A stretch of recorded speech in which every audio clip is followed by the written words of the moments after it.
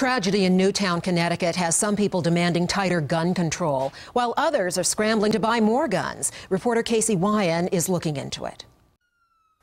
Columbine, Virginia Tech, Tucson, a movie theater in Colorado, a Sikh temple in Wisconsin, an Oregon shopping mall.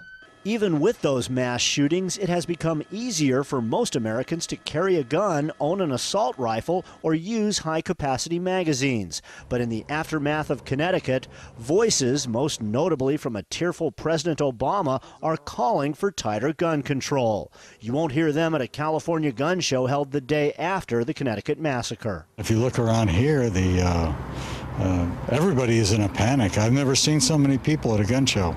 I think they're worried about their Second Amendment rights. There is sympathy for the victims. It's horrible that those children did die.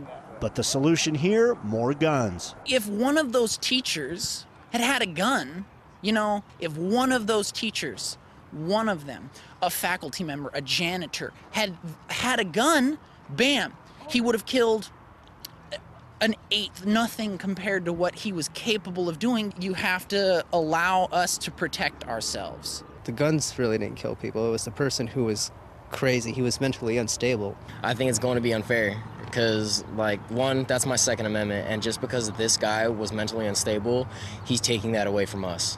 Colorado Governor John Hickenlooper said 2 days before the Connecticut shooting it's time to consider gun control legislation, but acknowledges it will be difficult. I took my 10-year-old son out shooting clay pigeons 2 weeks ago. A month ago I was out and just got the pheasant smoked.